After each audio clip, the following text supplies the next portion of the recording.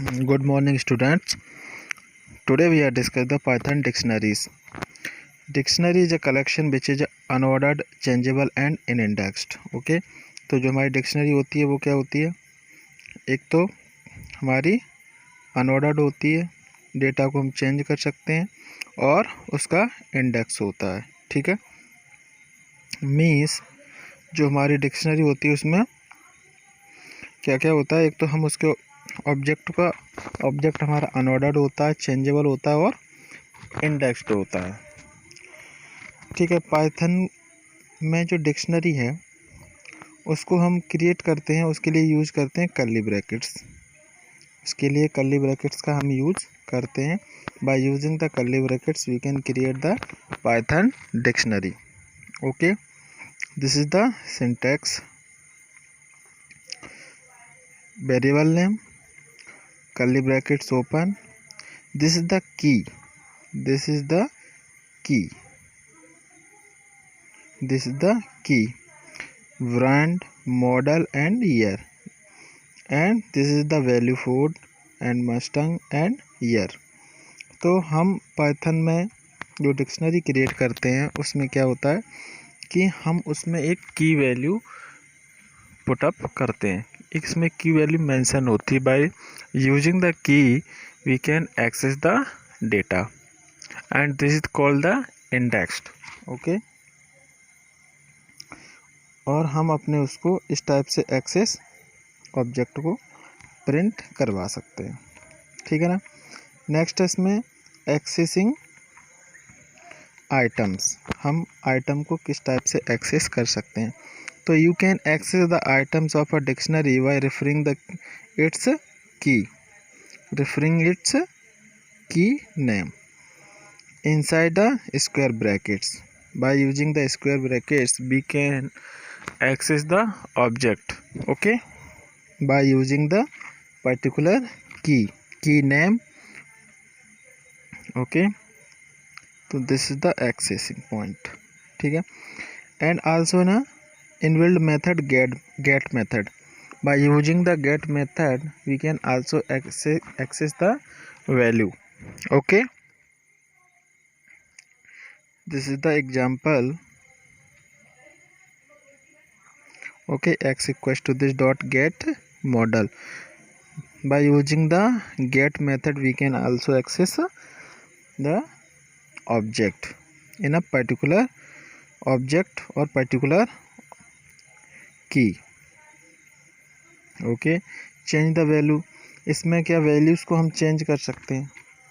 जैसे कि हम सेट में वैल्यूज़ को चेंज नहीं कर सकते थे, लेकिन डिक्शनरी में हम वैल्यू को चेंज कर सकते हैं. मीन्स जो ऑब्जेक्ट आपने बनाया हुआ है, जो डिक्शनरी आपने क्रिएट की हुई है, अगर आप चाहते हो कि उसके ऑब्जेक्ट को आपको चेंज करना है, ऐसी अगर हमारी रिक्वायरमेंट है तो हम डिक्शनरी में वो चेंज कर सकते हैं. लेकिन सेट में ऐसा कोई प्रोविज़न नहीं है. सेट में क्या होता है कि वैल्यू को आप चेंज नहीं कर सकते, उसमें न्यू वैल्यू को अपडेट और ऐड कर सकते हो. ओके, तो हम इसमें कर सकते हैं. जैसे कि ये इसका एग्जांपल है. मीन्स यहाँ पे ईयर जो दी है, ईयर की वैल्यू क्या है 1964 यानी 1964. ठीक है, इस वैल्यू को हमें चेंज करना है तो हम इस टाइप से वैल्यू को चेंज कर सकते हैं. ओके, ये क्या हो गया वेरिएबल का नेम. स्क्वायर ब्रैकेट में हमने उसकी की मेंशन कर दी. स्क्वायर ब्रैकेट में हमने उसकी की मेंशन कर दी. और अब इस की पे, पर्टिकुलर की पे हमारा क्या होगा, न्यू वैल्यू क्या हो जाएगी, चेंज हो जाएगी. Okay, by loop. अगर हमें अपने ऑब्जेक्ट को एक्सेस करना है तो हम लूप के थ्रू भी ऑब्जेक्ट को एक्सेस कर सकते हैं. ठीक है ना.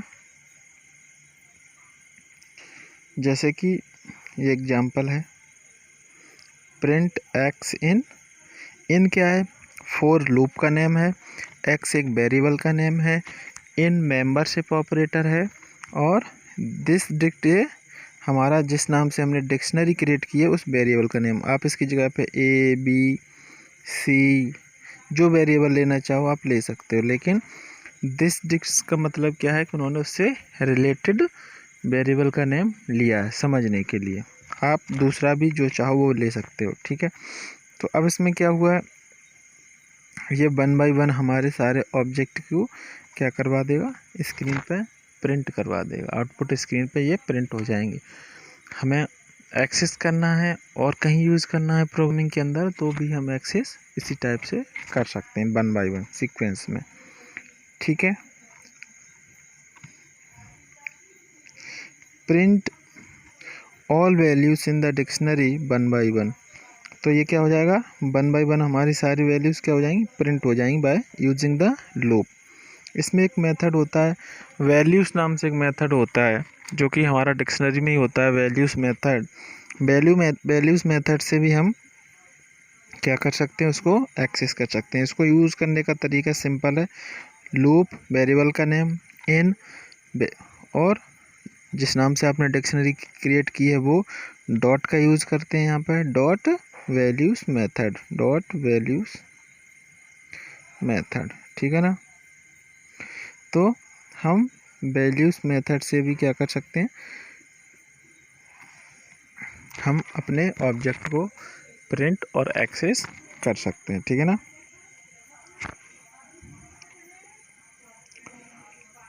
इसमें एक आइटम मेथड भी होता है। आइटम मेथड से भी हम वैल्यू को क्या कर सकते हैं, वैल्यू, और आइटम मेथड का यूज होता है कि हम उसकी की, और हम चाहते हैं कि की के साथ जो वैल्यू हम प्रिंट करवाना चाह रहे हैं, एक्सेस करवाना चाह रहे हैं, वो की के साथ हमारी वैल्यू क्या हो, प्रिंट हो। तो हम आइटम मेथड का यूज़ करते हैं। इसमें एक इनबिल्ड मेथड होता है आइटम, हम उस मेथड का यूज़ करके हम उसकी की और उसका ऑब्जेक्ट की वैल्यू को हम प्रिंट एक साथ करवा सकते हैं, ठीक है ना। ये आइटम मेथड का यूज है, जैसे यहाँ पे ये यूज किया है, ठीक है ना। तो इसमें x क्या करेगा, उसकी की प्रिंट करेगा, और y की जो वैल्यू होगी वो की एक्चुअल वैल्यू होगी, वो उसके पैरेलल क्या हो जाएगी, प्रिंट हो जाएगी। तो ये आइटम मेथड का यूज है, ओके। चेक करना है कि हमारा जो पर्टिकुलर की इसमें प्रेजेंट है कि नहीं, जिस की को आप एक्सेस करना चाह रहे हैं, जिस की के थ्रू, जैसे यहाँ पे उन्होंने यूज़ किया है, जैसे ये मॉडल हमें चेक करना है, मॉडल नाम से कोई इसमें की अवेलेबल है कि नहीं है। तो सिंपल है, check if model is present. तो सिंपल हम इस टाइप से चेक कर सकते हैं, ओके। और ये मैसेज जो हम मैसेज उसमें देना चाहें वो मैसेज मेंशन कर दोगे। जो प्रिंट मेथड के अंदर तो जो भी मैसेज आप स्क्रीन पर देना चाहते हो वो आप लिख दोगे, वो सेम वैसा ही प्रिंट कर देगा, ठीक है ना।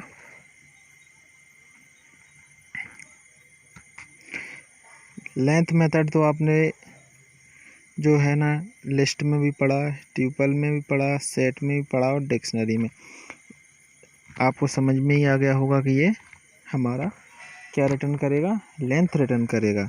To determine how many items key value pairs a dictionary has use the length function, ठीक है ना।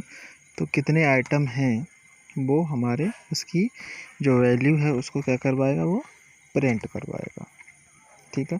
इस टाइप से हम उसको यूज करते हैं, ये इसका syntax, clear. Next, adding items. अगर हमको आइटम ऐड करना है, आइटम को अगर हमें ऐड करना है तो हम आइटम को ऐड कर सकते हैं। Adding an item to the dictionary is done by using a new index key, okay, and assigning a value to it. देखिए, अगर आप वैल्यू को ऐड कर रहे हो तो इसमें हमें उसकी वैल्यू के साथ साथ उसकी की नेम भी मेंशन करना पड़ेगा कि आप उस ऑब्जेक्ट, पर्टिकुलर ऑब्जेक्ट को किस नाम से एक्सेस करना चाहते हो, तो उसकी की का नेम भी आपको उसमें मेंशन करना पड़ेगा, ठीक है। जैसे ये इसका एग्जाम्पल है, ठीक है ना। This dict colour equals to red. तो कलर यहाँ पे क्या हो गया, उसकी की हो गई और रेड उसकी वैल्यू हो गई। तो इस टाइप से हम उसको ऐड कर सकते हैं ऑब्जेक्ट को। नेक्स्ट है removing items. There are several methods to remove items from a dictionary, है ना। रिमूव करने के लिए बहुत इसमें, जैसे हमारे सेट में भी थे, रिमूव मेथड था, डिस्कार्ड मेथड था और पॉप मेथड था। तो इसमें भी कुछ इनबिल्ट मेथड हैं, जैसे कि पॉप मेथड है, ठीक है ना। पॉप मेथड का क्या है कि pop method removes the items with the specified key name. Specified key name, आप जो की नेम मेंशन कर दोगे, जैसे ये इसका एग्जांपल है, तो डॉट मॉडल नाम की जो की है उसकी वैल्यू हो जाएगी विथ की, और उसकी वैल्यू दोनों क्या हो जाएंगी, हमारी डिक्शनरी से रिमूव हो जाएंगी, ठीक है ना। तो इस टाइप से हम पॉप मेथड से क्या कर सकते हैं, हम उसकी जो पर्टिकुलर ऑब्जेक्ट है उसको आप रिमूव कर सकते हो। ओके,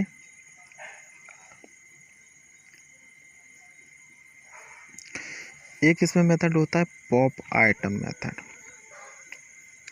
पॉप आइटम मेथड का क्या होता है कि ये उस ऑब्जेक्ट को रिमूव करता है जो आपने सबसे लास्ट में ऐड किया है।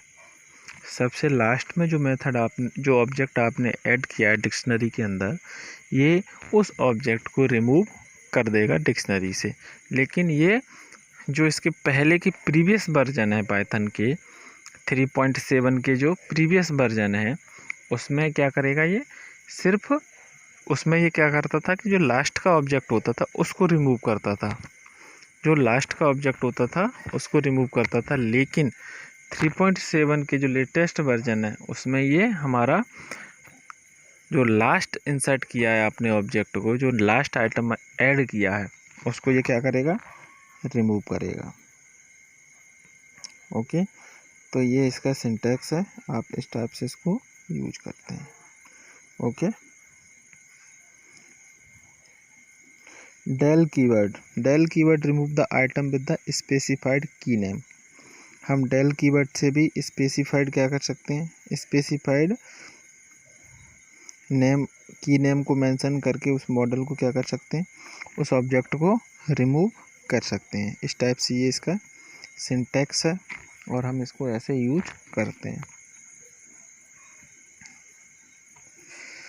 ये तो हो गई डेल कीवर्ड के कई यूज है। एक तो हो गई पर्टिकुलर ऑब्जेक्ट को रिमूव करने की बात हो गई, और सेकेंडरी इसमें होता है कि अगर आप पूरे ही डिक्शनरी को रिमूव करना चाहते हो तो भी हम इसको रिमूव कर सकते हैं, ठीक है ना। जैसे ये किया, अब इसमें जो डिक्शनरी के अंदर जितनी भी की हैं, जितने भी ऑब्जेक्ट हैं, वो पूरी क्या हो जाएंगी, डिलीट हो जाएंगी। मीन्स वो डिक्शनरी वेरिएबल ही ख़त्म हो जाएगा, पूरा डिलीट हो जाएगा। अब अगर आप इसको प्रिंट करवाओगे तो वो क्या दे देगा, एरर आ जाएगी। वो एरर क्या लिख के आएगी कि this will cause an errors because this dict not no longer exist. Means अब ये वेरिएबल एग्जिस्ट नहीं है अगर आप इसको प्रिंट करवाओगे तो। क्लियर मेथड क्या करता है, जैसे सेट में करता था, पूरे डिक्शनरी को क्या कर देगा, ये एम्प्टी कर देगा, खाली कर देगा। लेकिन वो वेरिएबल अवेलेबल रहेगा, उसमें न्यू ऑब्जेक्ट आप ऐड करोगे तो और आइटम ऑब्जेक्ट हमारे क्या हो जाएंगे, ऐड हो जाएंगे, ठीक है।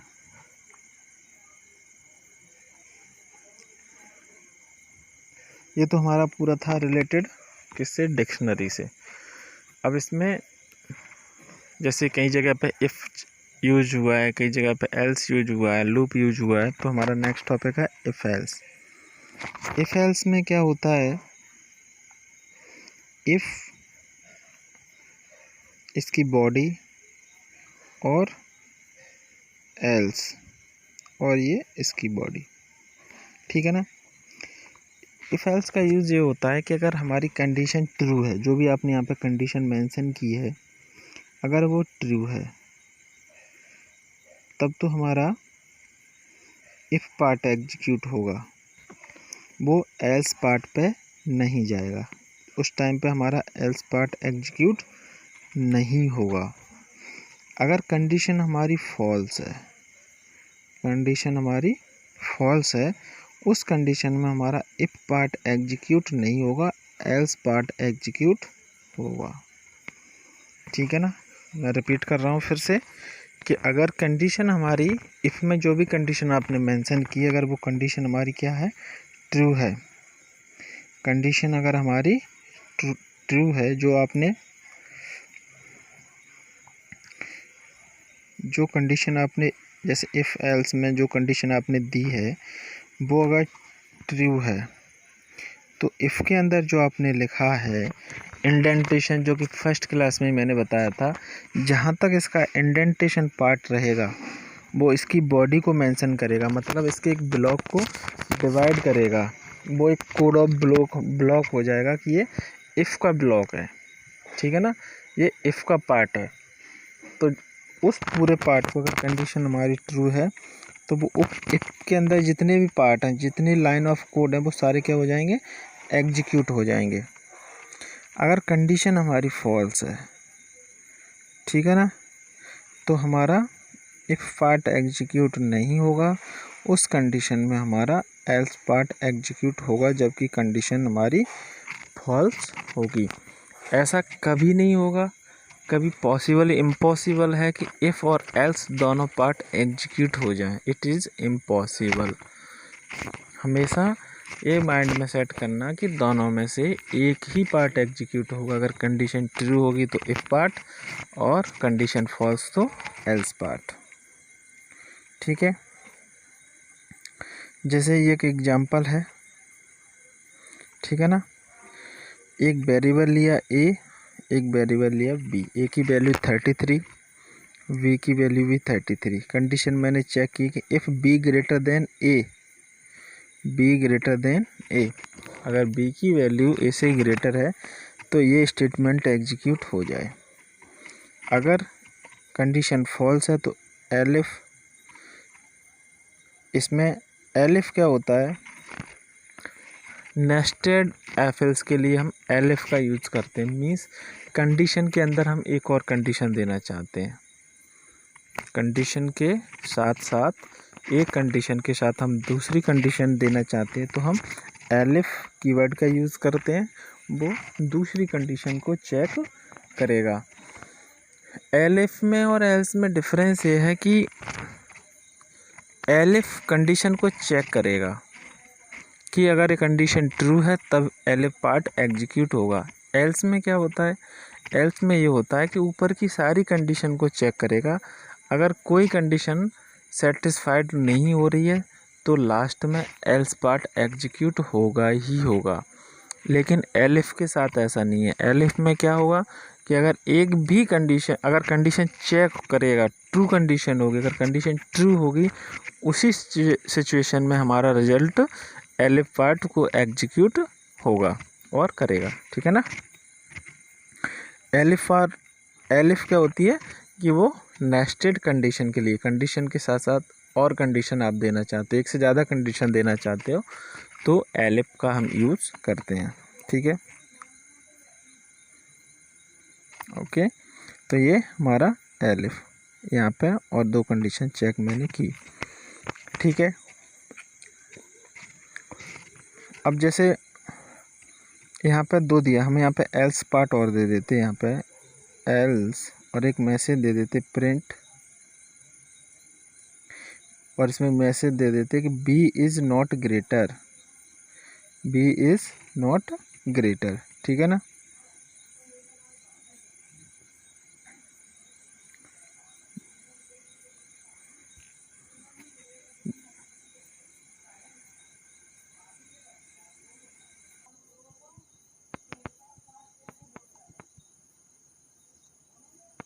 ठीक है ना, तो इसमें एक और मैसेज दिया गया है, जैसे एक और एग्जांपल लिया है हमने।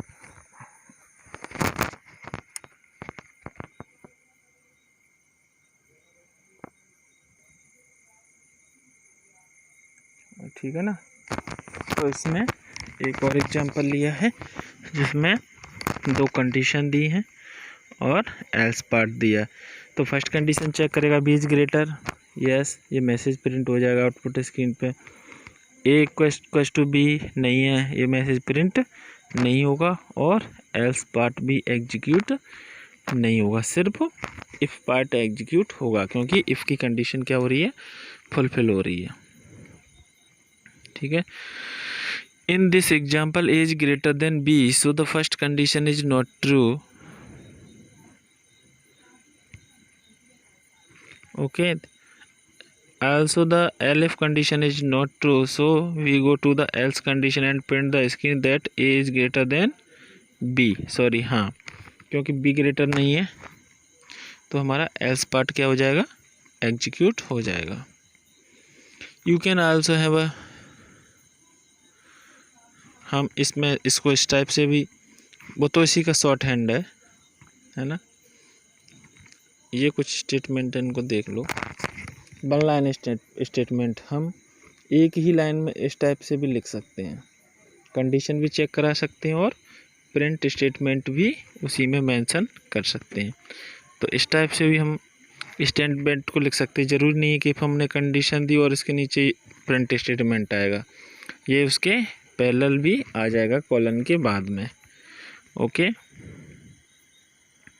जैसे इसको भी शॉर्ट हैंड में किया, हम इस टाइप से भी इसको लिख सकते हैं, प्रिंट ए की वैल्यू प्रिंट हो जाएगी, फिर कंडीशन चेक करेगा इफ़ की, उसी के साथ एल्स पार्ट। ठीक है ना, इसको बोलते हैं टर्नरी ऑपरेटर, कंडीशनल और टर्नरी ऑपरेटर। ठीक है ना, टर्नरी ऑपरेटर में क्या होता है कि एक कंडीशन को चेक करेगा कि ए इज ग्रेटर, अगर ए की वैल्यू क्या है, बी से ग्रेटर है, ठीक है ना, तब तो हमारा एल्स पार्ट एग्जीक्यूट नहीं होगा। अगर ये कंडीशन यहाँ पे ट्रू हो रही है तब तो हमारा क्या प्रिंट होगा, ये वैल्यू प्रिंट होगी। अगर कंडीशन फॉल्स हो रही है तो फिर ये वैल्यू प्रिंट होगी। इसको बोलते हैं टर्नरी ऑपरेटर। ओके, मीन्स अगर हमारी क्या हो रही है, कंडीशन ट्रू हो रही है तब तो ये मैसेज प्रिंट होगा ट्रू में, और फॉल्स में हमारा ये पार्ट एग्जीक्यूट होगा। ठीक है ना, this technique is also ternary condition. You can also have multiple else statement on the same line. इसी लाइन के अंदर हम और भी एल्स पार्ट दे सकते हैं, मेंशन कर सकते हैं, जैसे कि इसमें दिया हुआ है, एग्जाम्पल दिया है, प्रिंट एक कंडीशन फिर एल्स पार्ट, फिर एक कंडीशन फिर एल्स पार्ट। मीन्स हम हर लाइन में जैसे इफ़ के साथ प्रिंट स्टेटमेंट फिर एल्स पार्ट ये भी दे सकते हैं, और इस टाइप से भी हम उसको लिख सकते हैं। मीन्स मल्टीपल लाइन में भी और सिंगल लाइन में भी, दोनों ही करेक्ट है। ऐसा नहीं है कि आपने इस टाइप से लिखा है आप बोल दो कि नहीं ये एरर, ये कोड गलत है। हम ऐसे भी इसको एक सिंगल लाइन का यूज़ करके भी कई कंडीशन मेंशन कर सकते हैं अपने प्रोग्राम के अंदर। ओके, नेक्स्ट है एंड ऑपरेटर। एंड ऑपरेटर जैसे मैंने बताया, एंड ऑपरेटर में क्या होता है कि अगर दोनों ही कंडीशन ट्रू हैं, दोनों ट्रू हैं तो रिजल्ट हमारा क्या होगा, ट्रू होगा। एक ट्रू है एक फॉल्स है तो रिजल्ट क्या होगा, फॉल्स होगा। ठीक है ना,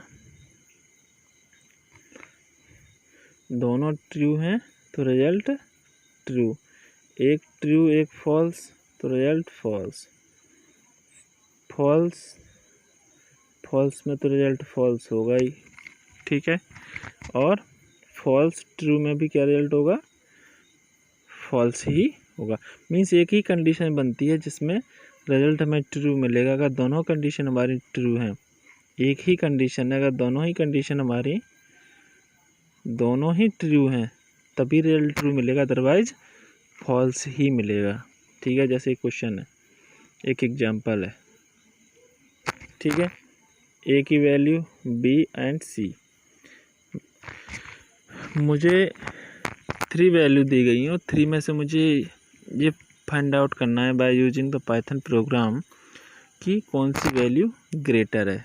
ठीक है, तो हमने लिखा if A greater than B and C greater than A. अगर ए की वैल्यू बी से ग्रेटर है एंड और सी ग्रेटर देन ए की वैल्यू बी से बड़ी है और सी की वैल्यू जो है ना ए से बड़ी है, तो print both condition are true. तो ये क्या करेगा, मैसेज को प्रिंट कर देगा, चेक कर लेगा। ए की वैल्यू ग्रेटर है और सी की वैल्यू भी ए से ग्रेटर है, मीन्स कंडीशन ट्रू है, तो रिजल्ट ट्रू और ये स्टेटमेंट एग्जीक्यूट हो जाएगा। अगर इस सिचुएशन में क्या होता है कि जैसे लिखा हुआ है, जैसे इस सिचुएशन में अगर यहाँ पे जैसे लिखा हुआ है, अब यहाँ पे जो होता है कि A greater than B and C greater than A, अब ये तो ट्रू होती और ये कंडीशन फॉल्स होती, तब इफ़ पार्ट जो हमारा है वो क्या माना जाता, कंडीशन इफ़ की फॉल्स ही मानी जाती, क्योंकि ये एंड ऑपरेटर क्या करता है कि दोनों ही कंडीशन ट्रू होती तो हमारी कंडीशन क्या मानी जाएगी, ट्रू मानी जाएगी। अदरवाइज एक भी फॉल्स है तो रिजल्ट फॉल्स। नेक्स्ट है और मेथड, और ऑपरेटर। और ऑपरेटर में क्या होता है कि अगर हमारी जैसे लिखा है ए ग्रेटर देन बी और ए ग्रेटर देन सी, अगर एक भी कंडीशन ट्रू है, सपोज ये फॉल्स है और ये ट्रू है, तो रिजल्ट हमारा ट्रू रिटर्न होगा। ठीक है, अगर ये फॉल्स होती,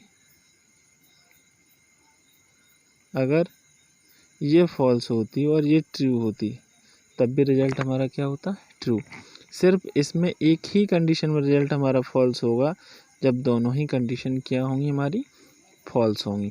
और ऑपरेटर में रिजल्ट हमें केवल एक ही सिचुएशन में फॉल्स मिलता है, जब दोनों ही कंडीशन हमारी कैसी होंगी, फॉल्स होंगी। ट्रू में क्या होता है, ट्रू में सिर्फ एक बात याद रखने वाली है कि ट्रू रिजल्ट तभी मिलेगा जब दोनों ही कंडीशन ट्रू होंगी। ओके, तो ये एग्जाम्पल है,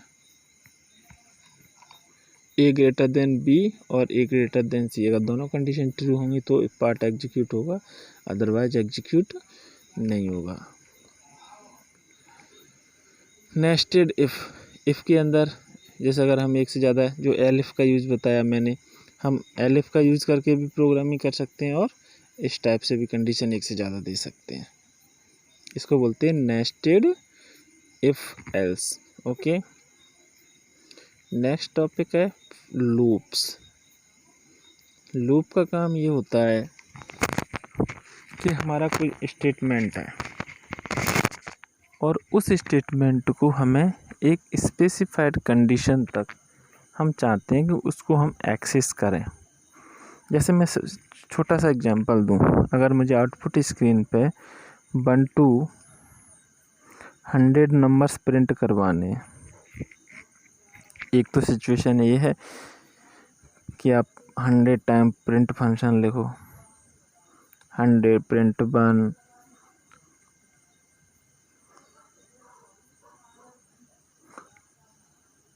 प्रिंट 1, ठीक है ना।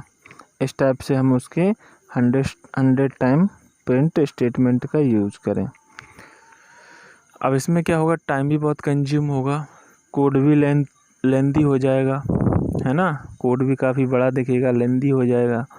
और अब ये तो 100 की बात होगी, सपोज दैट हमें 1000 तक करवाना है, फिर लगे रहो पूरे दिन में आप 1000 तक स्टेटमेंट का कोड ही लिख पाओगे और बाकी प्रोग्रामिंग हो ही नहीं पाएगी।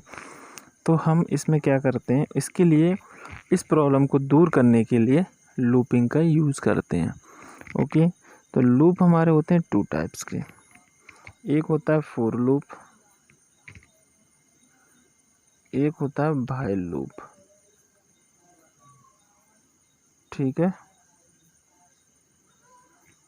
एक होता है फॉर लूप, एक होता है व्हाइल लूप। दोनों का काम ही है स्टेटमेंट को रिपीट करना, स्टेटमेंट को एक साइकिल में एग्जीक्यूट करवाना। अब दोनों में डिफरेंस क्या है वो भी देखते हैं। A for loop is used for iterating over a sequence that is either a list, tuple, dictionary, set और अ स्ट्रिंग। ठीक है ना। जो फॉर लूप है, फॉर लूप से हम लिस्ट के, ट्यूपल के, डिक्शनरी के, सेट के और स्ट्रिंग के की वैल्यू को हम एक्सेस कर सकते हैं और एक्सेस करके यूज कर सकते हैं। ठीक है ना। This is a less like the for keyword in other programming languages and works more like an iterator method and found to other object oriented programming. Object oriented programming क्या होती है? ये डेटा की सिक्योरिटी के लिए use करते हैं हम, कि हमारा जो डाटा है और जो हमारा सॉफ्टवेयर है हम उसको और ज़्यादा सिक्योरिटी कैसे प्रोवाइड कर सकते हैं जिससे कि कोई अनऑथराइज्ड एक्सेस ना हो सके। ओके। अब जैसे ये एग्जांपल है, ये इन्होंने क्या किया, एक लिस्ट को बनाया है, लिस्ट टाइप का एक वेरिएबल लिया है। For x in fruits, fruits क्या है? वेरिएबल का नेम है। जो फ्रूट्स में ऑब्जेक्ट हैं वो हमारे क्या हो जाए, आउटपुट स्क्रीन पर डिस्प्ले हो जाए। ठीक है ना, डिस्प्ले हो जाए। ठीक है, ये तो हो गई हमारे पर्टिकुलर ऑब्जेक्ट। स्ट्रिंग भी हमारा जो होता है, स्ट्रिंग क्या होता है कि स्ट्रिंग की डेफिनेशन होती है सीक्वेंस ऑफ कैरेक्टर्स। कोई भी वर्ड जो होता है, एक जो कैरेक्टर होते हैं उनके कॉम्बिनेशन होता है, उस कॉम्बिनेशन के थ्रू एक वर्ड बनता है, उसको बोलते हैं स्ट्रिंग। ठीक है, जैसे इन्होंने एक एग्जाम्पल लिया, जैसे बनाना। ठीक है ना, बनाना में क्या है, BANANA, बन कैरेक्टर यूज हुए हैं। अगर हमें इसके लूप के थ्रू इसको प्रिंट करवाना है तो हम इस टाइप से प्रिंट एक्स इन बनाना, तो पहले क्या हो जाएगा, पहले कंडीशन चेक करेगा एक्स इन बी, मीन्स बनाना में बी, तो प्रिंट क्या हो जाएगा, बी प्रिंट हो जाएगा, फिर ए प्रिंट हो जाएगा, एन प्रिंट हो जाएगा, फिर ए, फिर एन, फिर ए। इसके बाद जैसे ही इसमें ये लूप हमारा वापस रिटर्न करेगा, अब इसके आगे कोई इसको कैरेक्टर नहीं मिलेगा, लूप हमारा फॉल्स हो जाएगा और इस लूप से बाहर आ जाएगा। ये है फॉर लूप की वर्किंग। ठीक है, नेक्स्ट है ब्रेक स्टेटमेंट। ब्रेक स्टेटमेंट का यूज होता है कि जहाँ पे जैसे आपने लूप यूज़ किया और लूप के अंदर आपने एक कंडीशन मेंशन कर दी कि जब ये कंडीशन हमारी क्या हो जाए, सेटिस्फाइड हो जाए, उसके आगे हमारा लूप एग्जीक्यूट ना हो या उसके आगे कोई स्टेटमेंट प्रिंट ना हो। जैसे मैं एग्जांपल दूं, ये एक लिस्ट बनाई, यहाँ पे ये किया प्रिंट एक्स, सारे 1 बाय 1 एप्पल, बनाना और चेरी, ये 3 यहाँ पे प्रिंट हो जाएंगे। उसके बाद ये चेक करेगा इफ़ एक्स इक्वस टू बनाना, जैसे ही एक्स की वैल्यू क्या होगी, बनाना होगी, पहले क्या होगी, एक्स की वैल्यू एप्पल होगी, प्रिंट हो जाएगा। ठीक है ना। नेक्स्ट में जैसे ही एक्स की वैल्यू क्या होगी, बनाना होगी, कंडीशन क्या हो जाएगी, ट्रू हो जाएगी। कंडीशन ट्रू होगी तो ये देखिए 1 बाय 1 इसको फिर से समझ लीजिए, नहीं आप लोग कन्फ्यूजन आ जाएगा कि इसमें ये हमने एक वेरिएबल लिया, उसमें 3 वैल्यू ले ली, 3 वैल्यूज हमने मेंशन की, ये वेरिएबल ले लिया। चेक किया for x in fruits, x की वैल्यू जो होगी ना फ्रूट्स के अंदर अवेलेबल है, प्रिंट एक्स, एक्स की वैल्यू हमारी क्या हो जाएगी, एप्पल, प्रिंट हो जाएगी। ठीक है, फिर ये ऊपर जाएगा एक्स इन फ्रूट्स, नेक्स्ट टाइम में क्या प्रिंट हो जाएगा, बनाना प्रिंट हो जाएगा। ठीक है, फिर नेक्स्ट टाइम यहाँ सॉरी है ना, तो फिर ये एक सेकेंड, हाँ, थर्ड टाइम में क्या होगा, फिर ये ऊपर जाएगा, चेक करेगा, थर्ड ऑब्जेक्ट हमारा क्या हो जाएगा, प्रिंट हो जाएगा। फोर्थ टाइम पे चेक करेगा, स्टेटमेंट कोई भी एग्जीक्यूट नहीं होगा। इसके बाद इसको नेक्स्ट स्टेटमेंट क्या मिलेगा, इफ़ मिलेगा। इफ़ में चेक करेगा एक्स इक्वस टू बनाना, क्या एक्स की वैल्यू बनाना है। अगर कंडीशन ट्रू होगी तो हमारा ब्रेक स्टेटमेंट क्या हो जाएगा, एक्टिव हो जाएगा और लूप हमारा क्या हो जाएगा, पूरा प्रोग्राम टर्मिनेट हो जाएगा। उसके आगे कोई भी स्टेटमेंट एग्जीक्यूट नहीं होगा। उसके नीचे कुछ भी लिखा हो, कितना भी बड़ा प्रोग्राम हो, जहाँ इसका ब्रेक मिलेगा, ब्रेक की कंडीशन सेटिस्फाइड होगी, उसके आगे हमारा कोड वर्क नहीं करेगा, वहीं से टर्मिनेट हो जाएगा पूरा प्रोग्राम। ठीक है, जैसे ये एग्जांपल है। ठीक है, अब यहाँ पे चेक करेगा कि पहले एग्जीक्यूट करेगा एक्स इन फ्रूट्स, एक्स की वैल्यू क्या हो जाएगी, एप्पल हो जाएगी। ठीक है ना। अब यहाँ पे चेक करेगा x equals to banana, condition true है, नहीं है। कंडीशन ट्रू नहीं है, कंडीशन कैसी है, फॉल्स है। एप्पल इक्वस टू बनाना है, नहीं है, कंडीशन फॉल्स। ये पार्ट पे आएगा ही नहीं, सीधा किस पे आएगा, इस पार्ट पे आएगा। प्रिंट एक्स, एक्स की वैल्यू क्या हो जाएगी, प्रिंट हो जाएगी। ठीक है, फिर ऊपर जाएगा, एक्स की वैल्यू इंक्रीमेंट होगी, अब एक्स की वैल्यू क्या हो जाएगी, बनाना हो जाएगी। फिर चेक करेगा क्या एक्स इक्वस टू बनाना, हाँ। अब कंडीशन क्या हो जाएगी इसकी, ट्रू हो जाएगी। कंडीशन ट्रू हो जाएगी, ट्रू आ जाएगी तो इसको ब्रेक मिलेगा। ब्रेक मिलेगा तो ये प्रिंट स्टेटमेंट पे नहीं आएगा और ये लूप के बाहर आ जाएगा, प्रोग्राम हमारा टर्मिनेट हो जाएगा सिर्फ एप्पल को प्रिंट करके। उसके आगे कोई भी स्टेटमेंट एग्जीक्यूट नहीं होगा। नेक्स्ट है इसमें कंटिन्यू। देखिए ब्रेक हमारा जो काम करता है, ब्रेक हमारा काम करता है फॉरवर्ड और कंटिन्यू हमारा काम करता है बैकवर्ड। मीन्स कंटिन्यू हमारा ले जाता है इनिशियल पोजीशन पे और ब्रेक हमारा ले जाता है एग्जिट पोजीशन पे। ये दोनों में डिफरेंस है। ब्रेक तो हमारा ले जाता है एग्जिट पोजीशन पे और कंटिन्यू हमारा ले जाता है इनिशियल पोजीशन पे। ठीक है, जैसे एग्जांपल है,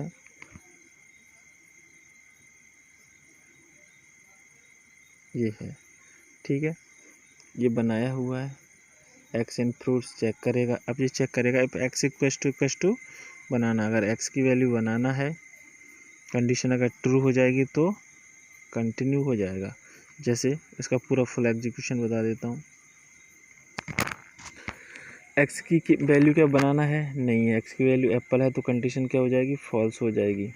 नीचे आएगा, ये पार्ट पे आएगा ही नहीं, कौन से पे आएगा, सीधा इस पार्ट पे आएगा।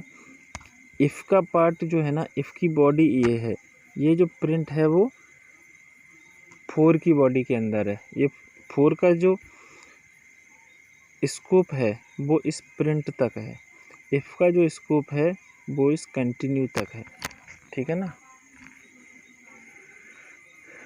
तो ये चेक करेगा एप्पल इक्वस टू बनाना, नहीं है बनाना, इसके इक्वल, कंडीशन फॉल्स है, कंटिन्यू एग्जीक्यूट नहीं होगा, सीधा क्या होगा, प्रिंट एक्स, एक्स की वैल्यू प्रिंट हो जाएगी जो है एप्पल। ठीक है, एप्पल प्रिंट हो जाएगी।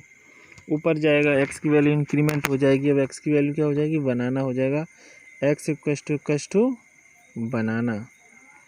ठीक है ना, कंडीशन ट्रू हो जाएगी, कंटिन्यू एक्टिव हो जाएगी, ये लूप को यहीं से रिटर्न कर देगा, इस पे प्रिंट पे नहीं आएगा, यहाँ से बैकवर्ड भेज देगा, इनिशियल पोजीशन पे फिर से यहीं पे भेज देगा। और अगर यहाँ पर कंटिन्यू ब्रेक होता तो ये यहाँ से बाहर भेज देता। अब इसमें बनाना तो प्रिंट होगा नहीं, क्योंकि यहाँ पे इस लाइन पे प्रिंट वाले पे आया ही नहीं, प्रिंट स्टेटमेंट पे हमारा आया ही नहीं तो प्रिंट तो होगा नहीं, फिर भेज देगा। अब एक्स की वैल्यू क्या हो जाएगी, फिर से इंक्रीमेंट हो जाएगी। अब एक्स की वैल्यू हो जाएगी चेरी, चेरी को चेक करेगा, चेरी कंडीशन फॉल्स हो जाएगी, कंटिन्यू पे आएगा नहीं और नेक्स्ट हमारा ऑब्जेक्ट प्रिंट हो जाएगा क्या, चेरी। ठीक है, तो ये होता है कंटिन्यू और ब्रेक। ब्रेक हमारा फॉरवर्ड जाता है और कंटिन्यू हमारा बैकवर्ड यानी इनिशियल पोजीशन पे रिटर्न करता है। Okay, thanks for watching.